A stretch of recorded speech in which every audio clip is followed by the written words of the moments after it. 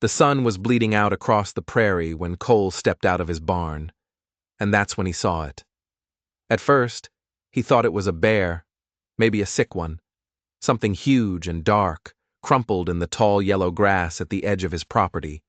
He moved slow, his hand finding the worn leather grip of the rifle slung over his shoulder. The air was still, too still. As he got closer, the shape started to make a terrible kind of sense. It wasn't a bear, it was a person, a woman. A woman so large she looked like she'd been carved from a mountain and left to crumble. Her dress was in tatters, smeared with the dust and sweat of a long road. She had her arms wrapped tight around herself, her massive shoulders shaking with sobs so quiet they didn't make a sound. Her size should have been threatening, but her posture. It was the posture of total and complete defeat. Cole just stood there. He watched the way her fingers dug into her own arms, like she was the only thing holding herself together. And then, she said the words. Just a whisper, not meant for him, not meant for anyone. A confession to the dirt and the dying sun. I can't live without a man. The words weren't a plea. They were a statement of fact, and they hit Cole harder than a physical blow. He could have turned around right then. Should have. He'd promised himself he wouldn't get involved in other folks' trouble. Not again. Not after losing his wife 3 winters back. He'd made a kind of peace with the quiet, with the ache in his chest that never really went away. But her voice, it was the voice of a lost child. And it cracked something open inside him that he thought had been sealed shut for good. He took a step, then another. He didn't say a word until he was close enough to see the clean tracks her tears had cut through the grime on her cheeks. "What's your name?" he asked. His voice was softer than he intended. She flinched, looking up. Her eyes were a pale, stormy gray. "Sarah?" she choked out. He held out a hand, not to shake, just an offer. "Come inside. You can rest in the barn. Ain't no one gonna bother you here." She stared at his hand for a long moment before taking it. Her palm was rough and huge, swallowing his completely. As he helped her to her feet, he felt the sheer weight of her, and not just her body. He felt the weight of years, the weight of grief, the weight of just trying to survive. She followed him to the barn without another word. She never even asked his name. That night was long. Sarah curled up on a bed of hay, and Cole sat by the barn door with his rifle laid across his lap. He wasn't afraid of her. He was afraid of what had made her like this. All night, she mumbled in her sleep. Names, just names, tumbling out in a ragged whisper. Luke, Daddy, Jeremiah. Cole never asked who they were. He just listened to the ghosts that haunted her sleep. Right before the sun came up, she shot straight up, her eyes wide in the dim lantern light. She wasn't looking at him. She was looking at something only she could see. "I buried them all," she said, her voice flat and dead. "All 3, with these hands." Cole stayed silent. He knew this was a dam about to break. "I carried my brother Luke after the fever took him," she said, her voice gaining a strange, sharp edge. "Dug his grave myself, my father. He froze solid in a blizzard, looking for lost cattle. I found him 2 days later, and I carried him home too." Her voice cracked on the last name. "And my husband, Jeremiah." She finally turned to look at Cole, her eyes shining with a fury that was terrifying to see. "He took one look at me the morning I lost the baby, said I was too big, too cursed, and he just rode off." She took a shuddering breath. "They found him by a river 2 weeks later, said he died in a saloon brawl." "I never cried," she whispered, the fury draining away, leaving something raw and broken. "Not once. I thought being strong meant you just swallowed the pain. But I'm done swallowing, Cole. I want to feel something again, even if it kills me." Cole finally spoke, his voice low and steady. "You're not weak for needing someone, Sarah. You're human. She just sagged back into the hay, exhausted. You letting me stay. It's the first kind thing a man's done for me in years. He stood and walked to the barn door, looking out at the coming dawn. You can stay more than a night if you need to. Nobody's gonna bother you here. She didn't answer, but as he turned to leave, he saw her lay one of her massive hands flat against her chest, right over the spot where her heart had been locked away for so long. He thought that was the end of it. A quiet kindness for a broken soul. He had no idea it was just the beginning. The next morning, she followed him from the barn to the cabin. She didn't say anything, just trailed behind him like a great wounded shadow. When he got to the porch, she just sat down on the steps, her head bowed low. She looked like she was waiting for him to tell her to leave. I won't beg, she said to the wooden planks. If you want me gone, just say the word. Cole went inside and came back out with a tin cup of cold water from the well. He set it down beside her. Didn't ask you to leave. Her chin quivered. She picked up the cup and drank, her throat working. Then she asked, without looking at him, You ever been alone so long it stops hurtin'? Cole leaned against the porch rail. Hurt's different, he said, but it still hurts. A sound escaped her, something between a laugh and a sob. That's what scares me. I think I've stopped feeling anything at all. I look at the sky, the trees, and it's just quiet. Like the whole world died, and I'm the only one left. Cole pushed his hat back on his head. I noticed.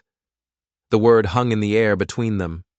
A different kind of silence fell, not heavy like before, but still, and that's when they heard it. A sound that didn't belong in the quiet morning. Hoofbeats. Far off, but getting closer. Sarah went rigid, every muscle in her enormous frame locked tight. They found me, she breathed, and all the color drained from her face. Cole was already on his feet, the rifle appearing in his hands like it was part of him. Who found you? Jeremiah's cousins, she said, her voice shaking now. Silas and his brothers. They said I owed them the land. Said my husband promised it to him. She looked up at him, pure terror in her eyes. They chased me halfway across the state. They said a woman like me, a woman who couldn't even keep a husband or a child, she don't deserve property. She only deserves punishment. Cole's face was stone. You're safe here. You don't know them, she pleaded. They ain't just talk. They'd rather burn this place to the ground than let me sleep safe under its roof. Cole didn't even blink. He just chambered around, the sound echoing in the sudden silence.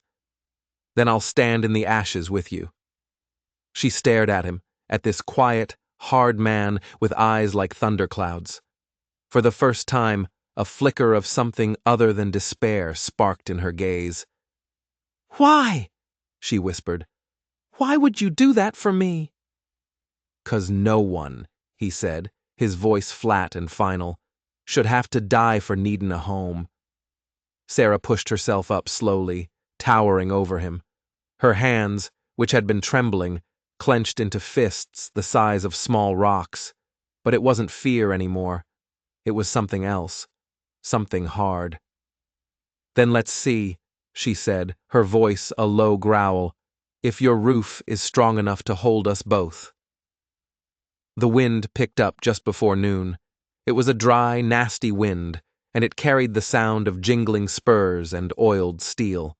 Sarah was by the fence, watching Cole hammer a new latch onto the gate. He worked with a steady, unhurried rhythm, but his eyes kept flicking to the horizon. They're coming, Sarah said. It wasn't a guess. Cole finished driving the nail home, then turned to look past her. He didn't ask how she knew. He could feel it too. The air had gone tight, like a wire stretched to its breaking point. He set the hammer down. How many?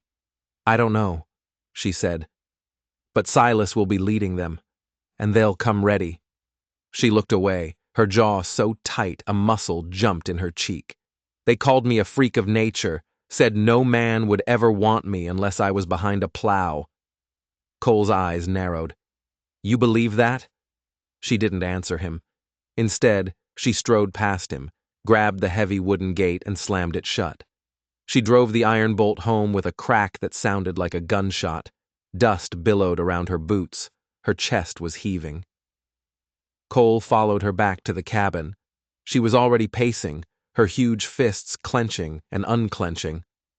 "I stayed quiet when Jeremiah drank himself stupid and cursed me for not giving him a son," she said, her voice rising with every word. "I said nothing when the church folk laughed, 'cause I was too big for their pews, too loud in my grief." She spun to face him, her eyes blazing. "But I can't be quiet anymore, Cole. I've been silent so long, I'm not even sure I recognize my own voice."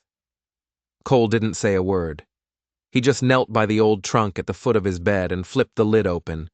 Inside lay 2 rifles, an old revolver, and a heavy box of shells. He looked up at her, his expression grim. "Then make 'em hear you." Sarah's eyes filled with tears, but they weren't tears of sorrow. It was the shock of recognition. This quiet man, in one simple sentence, had given her the permission she'd been waiting for her whole life. By sundown, the ranch looked less like a home and more like a fortress. They stacked sandbags, cleared sight lines, and boarded up windows. Sarah worked like a woman possessed. She dug a shallow trench along the side of the house with her bare hands, hauling fence rails like they were kindling. She moved with a purpose that was both terrifying and magnificent. As the last of the light bled from the sky, they sat on the porch, exhausted and caked in dirt. Cole lit a cigarette and passed it to her. She took a long drag, the orange tip glowing in the twilight. A dry, humorless laugh escaped her. "Ain't smoked since my wedding night." Cole glanced at her. "Was it a good night?" She stared out at the plains, her face a mask. "It ended with me crying in a barn." They sat in silence for a while after that. Then Cole reached into his pocket and pulled out a small, bent silver ring.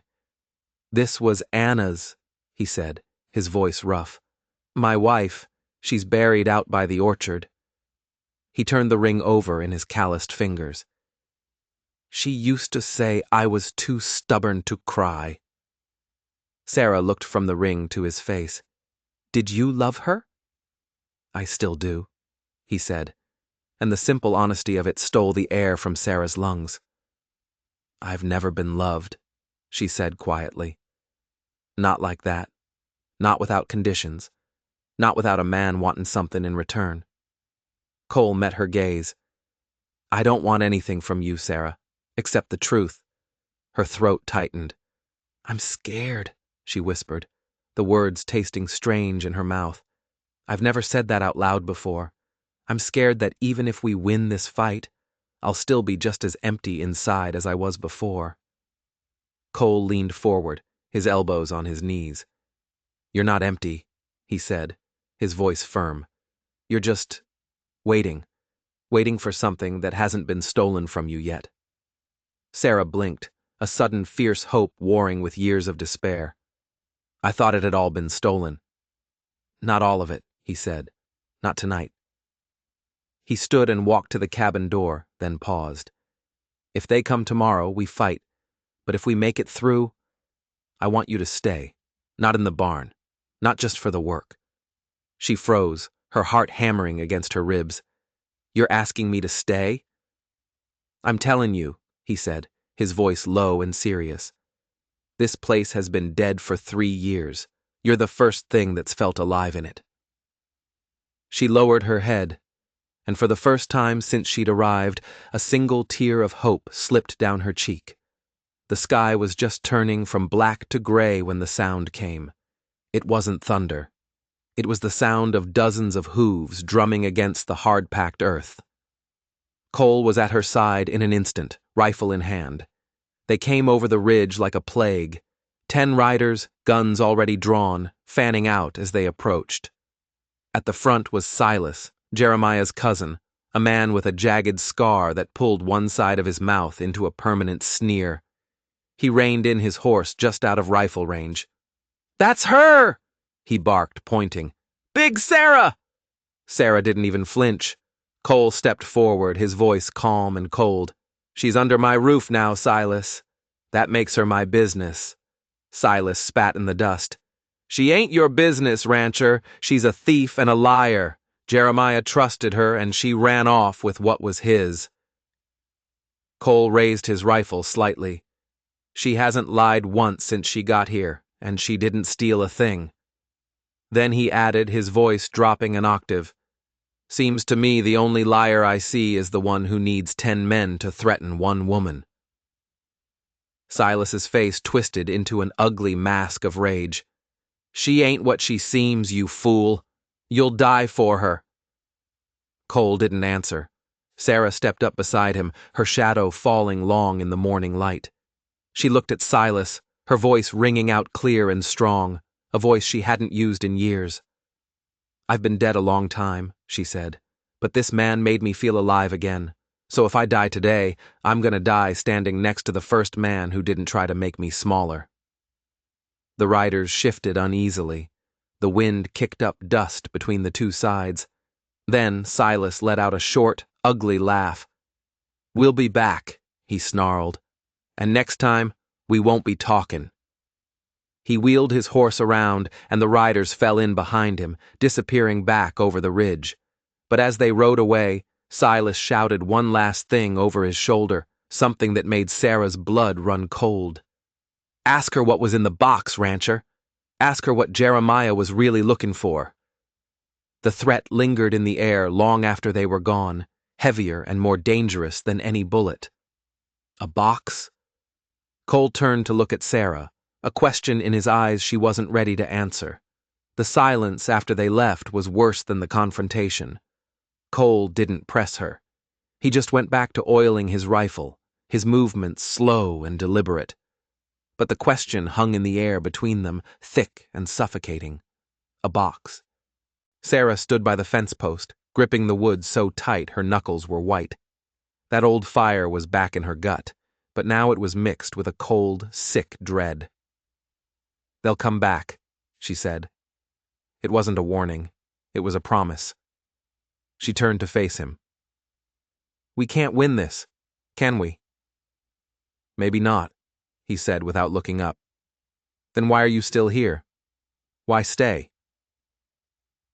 He stopped what he was doing and looked her dead in the eye. "Because staying means something. Running just makes the next place you land that much smaller." She let out a sharp breath. "I spent my whole life running." Cole walked over to her, his boots crunching on the dry ground. "You told me you couldn't live without a man," he said, his voice quiet. "But you've survived without one for longer than most men I know. You don't need anyone, Sarah." He paused.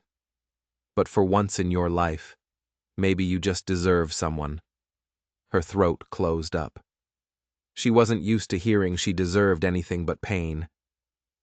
"I don't know how to be gentle," she whispered, a confession of her own. "I break things." "So do storms," he shot back. "But the land always grows back stronger after." He was standing close now, so close she could feel the heat coming off him. "What was in the box, Sarah?" She flinched like he'd hit her. She looked away, out at the endless prairie. "It wasn't mine," she said, her voice barely audible. "Jeremiah, he wasn't just a drunk, he was a thief. He and Silas, they robbed a stagecoach. Only it wasn't money they got. It was land deeds, dozens of them, deeds to half the valley." The pieces started clicking into place for Cole. This wasn't about a small piece of land. This was about a fortune. "He told me to hide the box," she continued, her voice trembling. "He said if anything happened to him, it was mine. A way out. But then he left me, and Silas found out he was dead. They think I have it. They think I know where it is." "Do you?" Cole asked, his voice steady. She finally met his eyes, and he saw the terrible truth there. "No," she whispered. "He never told me. I think he was going to come back and kill me for it." So this was it. She wasn't just a widow. She was a loose end. A woman caught between a dead thief and his greedy partners. Cole felt a surge of cold fury. They weren't just chasing a woman. They were hunting her. That night, the stars seemed impossibly bright. Cole sat on the porch, a bottle of whiskey at his feet. Sarah came out and sat beside him, pulling a thick blanket around her shoulders. "If they kill you tomorrow because of me," she said into the darkness, "I won't recover from it." Cole turned his head slowly. "You will," he said, "but I'd rather not make you prove it." A shaky breath escaped her chest. "I'm scared again." He nodded. "Good, means you've got something to lose." There was no grand gesture, no kiss. He just reached out and took her hand. It was the most romantic thing Sarah had ever known. And in that moment she made a choice. "I lied," she said softly. Cole looked at her, confused. "I know where the box is," she said. "Jeremiah carved a map into the floorboard under our bed. I saw him do it. I never looked for it. I was too afraid, but I know." The whole world seemed to hold its breath. This changed everything. This gave them a weapon. At dawn, they were ready. The ranch was a death trap, but they had a new plan, a desperate one. The hoofbeats started just as the sun broke the horizon, turning the sky a bloody orange. This time, there were 20 riders. They circled the ranch like vultures, their faces grim. Silas rode to the front. "Last chance, rancher. Give her up and tell us where the box is." Cole stepped onto the porch. Sarah was right behind him. "She ain't giving you nothing." "Then die with her," Silas roared and gave the signal. The world exploded in gunfire. But instead of firing back from the house, Sarah did something no one expected. She roared. It was a sound from the dawn of time, full of rage and pain and grief, and she charged. She burst from the side of the barn, swinging a section of iron fence post like it was a toothpick. The riders were so stunned, they hesitated for a second. That's all she needed. She slammed into the first man, knocking him and his horse to the ground in a tangle of limbs. Cole opened up from the porch, providing covering fire, his shots methodical and deadly. One rider fell, then another. Smoke filled the air. Men were screaming, horses rearing. Sarah fought like a force of nature.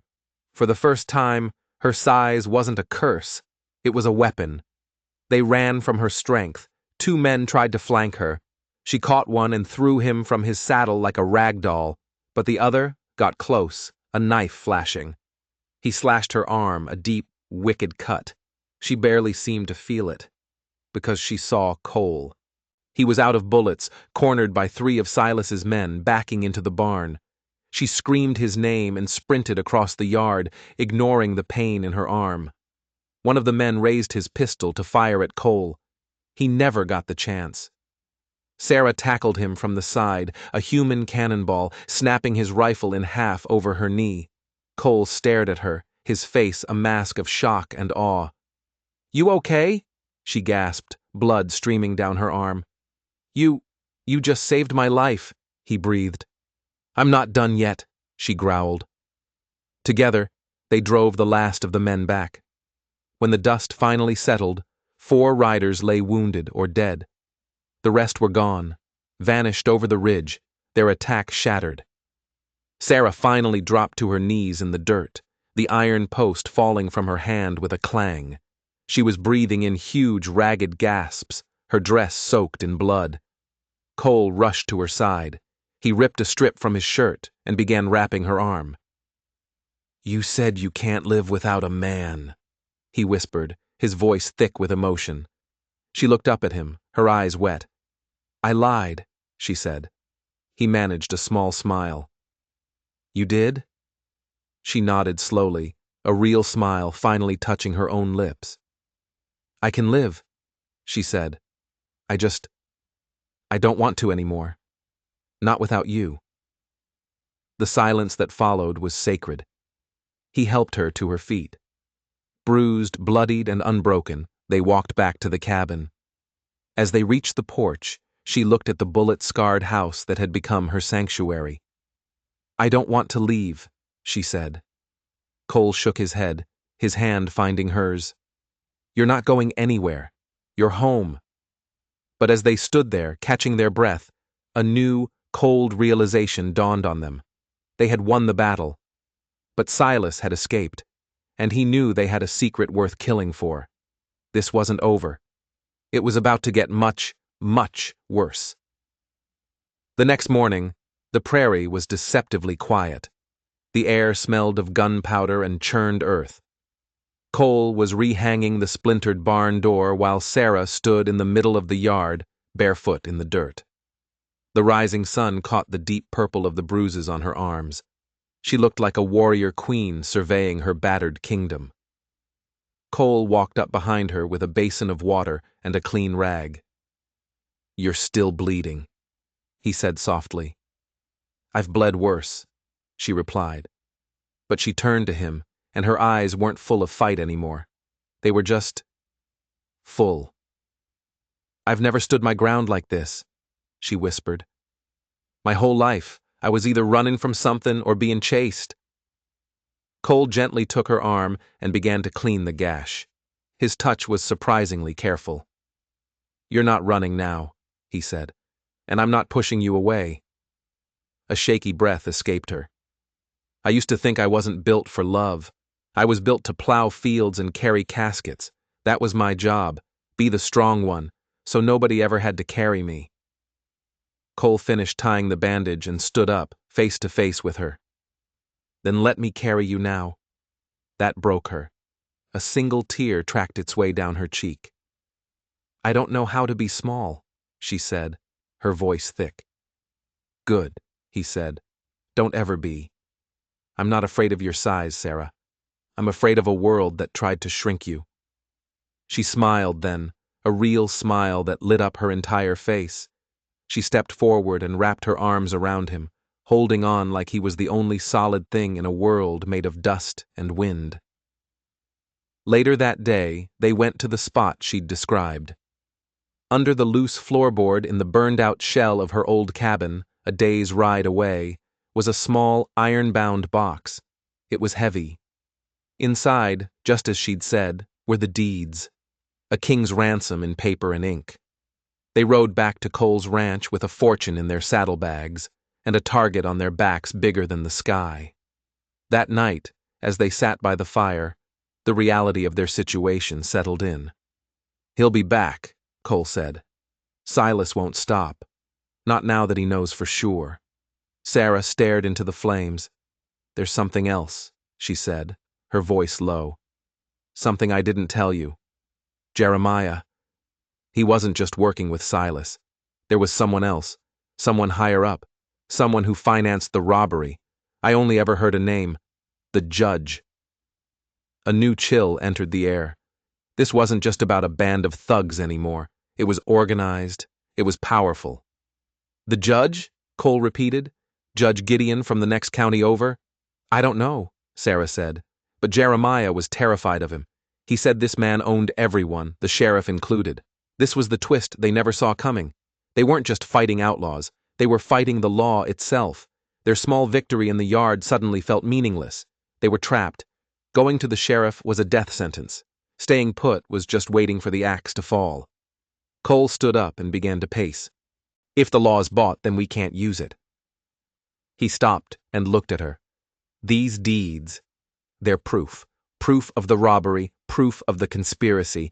It's the only leverage we have." A desperate plan began to form in his mind, a plan so reckless, it was almost suicidal. "We don't wait for them to come to us," he said, his eyes hardening. "We take the fight to them." Sarah's eyes widened. "What are you saying?" "I'm saying we ride into town," Cole said, his voice grim. "Not to the sheriff, to the newspaper, to the telegraph office. We expose them. We show everyone what Judge Gideon has been doing. We turn their own power against them." It was madness. Two people against a corrupt system, with nothing but a box of stolen paper and a whole lot of nerve. But as Sarah looked at the fierce determination in Cole's face, she felt that fear inside her being replaced by something else. A wild, dangerous hope. "You'd risk everything?" she asked. "For me." "I'd risk everything," he corrected her gently. For us. They left before dawn, riding hard, the precious box wrapped in oilcloth and tied to Cole's saddle. They didn't ride toward the county seat, toward Gideon's town. That would be suicide. Cole knew of a small, independent telegraph operator 2 towns over, a man who owed him a favor. But they weren't the only ones riding. Silas wasn't a fool. He knew they'd run, and he knew they had the evidence. He and his men were hunting them across the plains. The chase lasted for 2 days. Cole and Sarah pushed themselves and their horses to the limit, sleeping in short, nervous bursts, eating jerky from their packs. On the second afternoon, they saw the dust cloud behind them. Silas was closing in. They took refuge in a narrow canyon, the rock walls rising high on either side. It was a bottleneck, a death trap.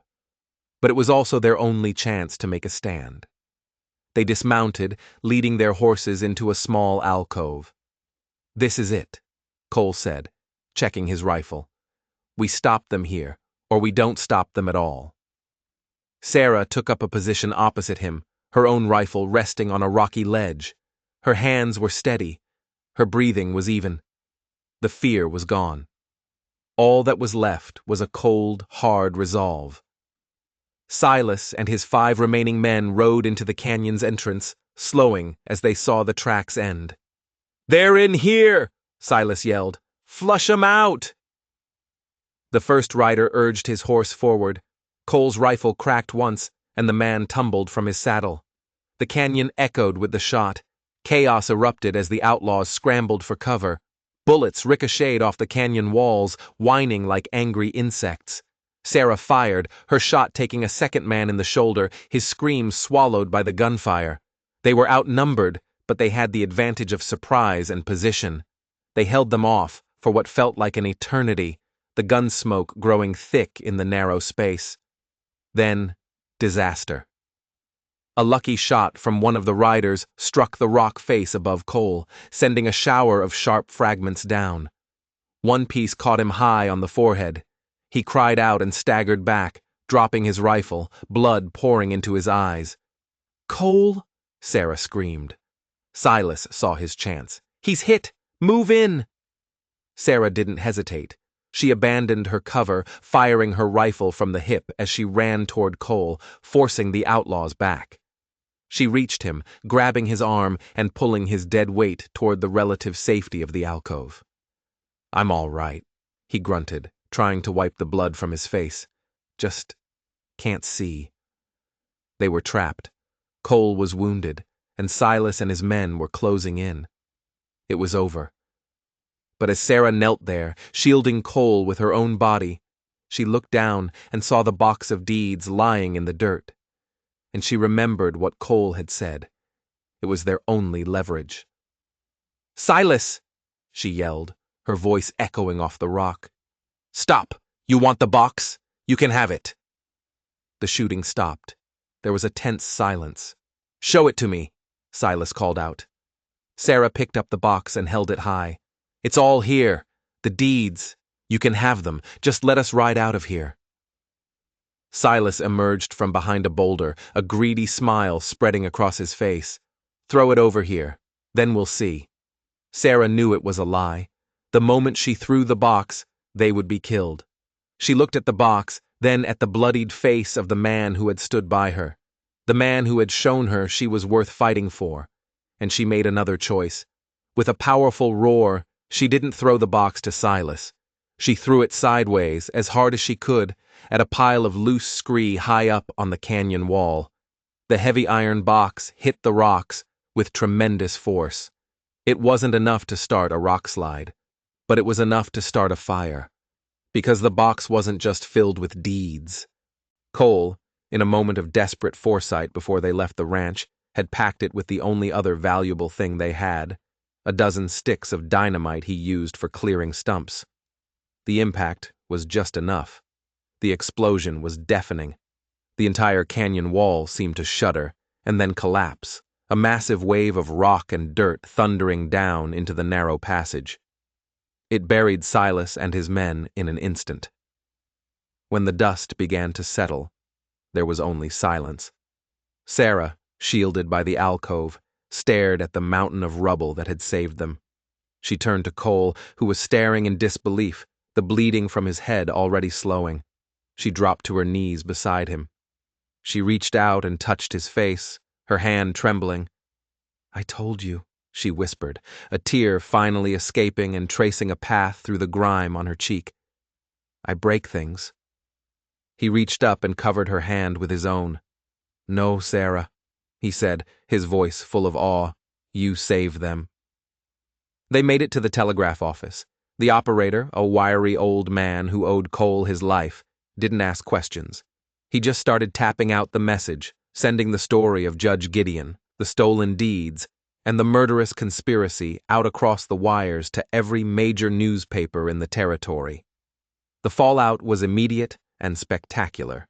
Federal marshals, alerted by the news, descended on Gideon's county. The judge was arrested. His web of corruption unraveled. The story of the giant widow and the quiet rancher who brought him down became a legend. Weeks later, Cole and Sarah returned to the ranch. The yard was still scarred from the fight, but it was peaceful. The prairie was quiet, but it was the silence of home, not dread. They stood on the porch, watching the sunset paint the sky in hues of orange and gold. "The deeds were all destroyed," Cole said. "The land will go back to its rightful owners." "Good," Sarah said. She didn't care about the money. She had found something far more valuable. She turned to him, her stormy gray eyes soft.